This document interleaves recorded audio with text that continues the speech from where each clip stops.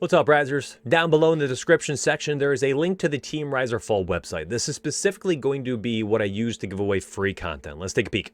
All right, we've got the free content tab. It's at the very top of the website page. When you go there, this is where I will be posting a 60-page report on every single team, every single NFL player with projections, and 32 videos. There'll be over 250 players written up with notes and all sorts of projections and depth charts as well. 2020 has been crazy for people. It's been a brutal year financially, socially, and in all ways. And I want this to end up being my way of giving back to the fantasy football community. This is going to be completely free. Just hit that subscribe button for my YouTube and stay tuned to see how you can get it. First up, we're talking about the Pittsburgh Steelers. And of course, with doing that today, we're going to talk about Big Ben.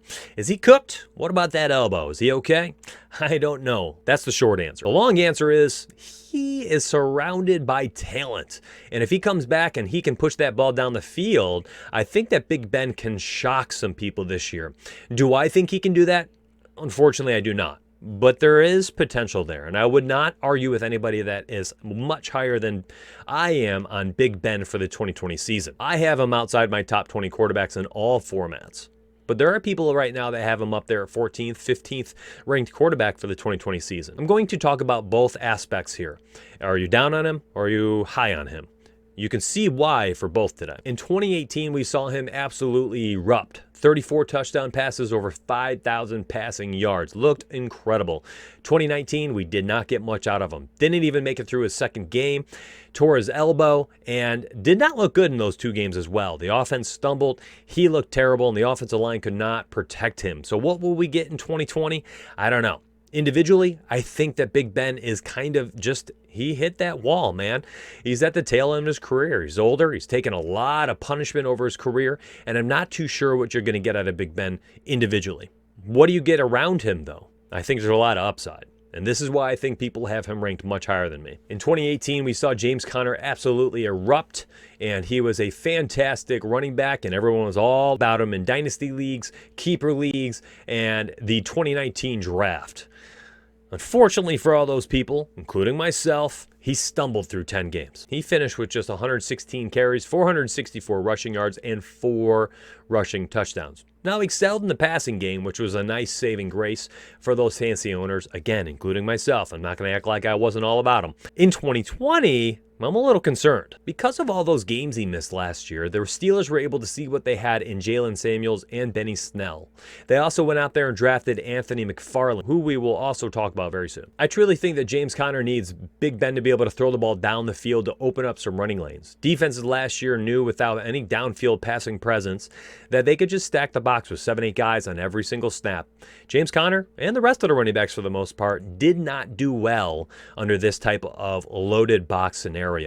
We saw Jalen Samuels and Benny Snell provide solid running back by committee production.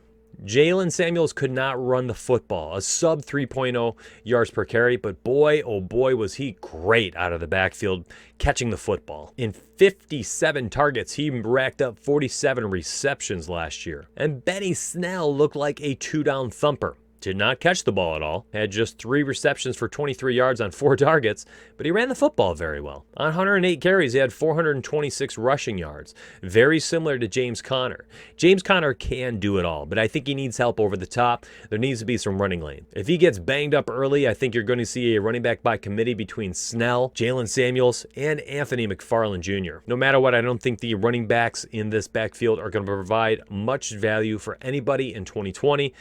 Potentially 2021, we have a different look. Similar to James Conner was the 2019 season of Juju Smith-Schuster. He was electric in 2018. He finished with 111 receptions, 1,426 yards, and 7 touchdowns on a 166 target workload. It was incredible. In 2019, it was literally the polar opposite. He did not look good. Did not get a ton of targets, did not have a ton of catches, yards, or touchdowns. But one thing that makes me excited about his future is if Big Ben shows up, is not running on fumes, and is better than what I think, then Juju has plenty of upside. he still looked electric with the football in his hands. The trouble was quarterbacks couldn't get him the football. He had an average of 6 yards after the catch last season. That was a top 10 ranking at the wide receiver position. Broke a bunch of tackles, looked good, was able to make people miss. This is why I also think his 2021 dynasty stock is sky high.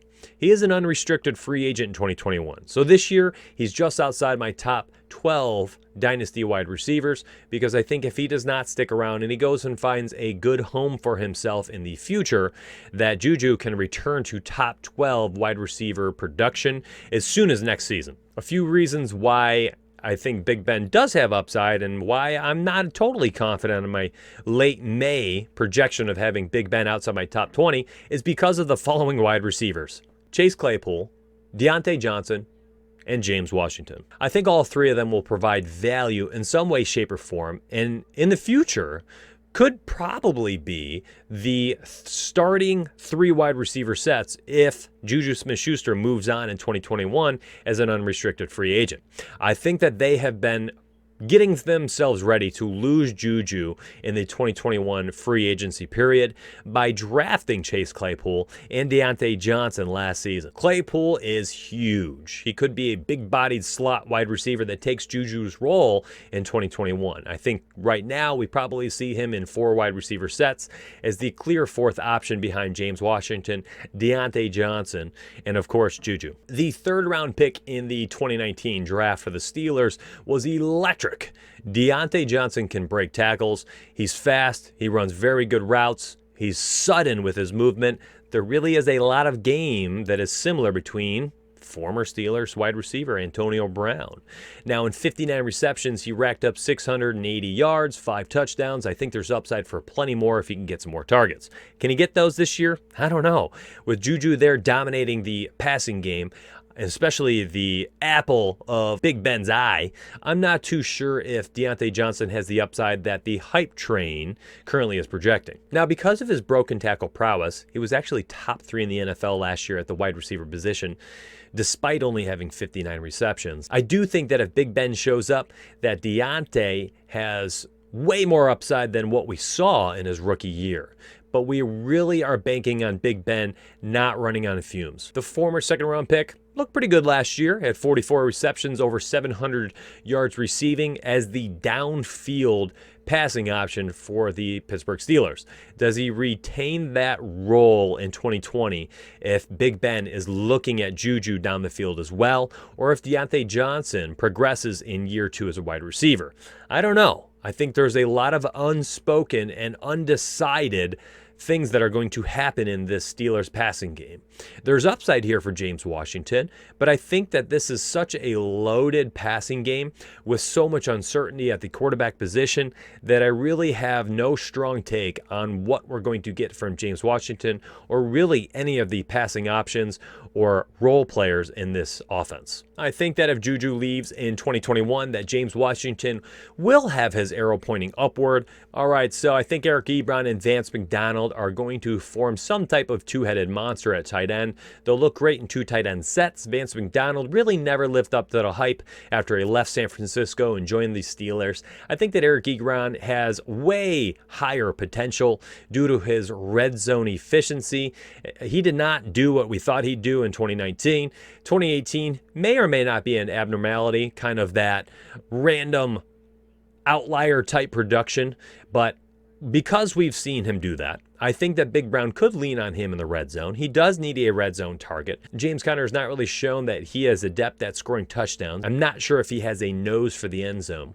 And if Eric Ebron is that role this year, I think he can have some nice weeks this year, potentially a best ball type target.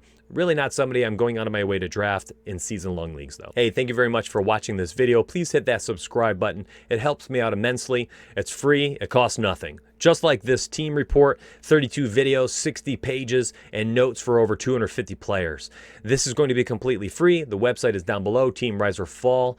And if you need more immediate DFS and fantasy football content, I have dozens and dozens and dozens of links, daily cheat sheets, all sorts of sortable databases, statistics, and analysis for you. That is via the Patreon site.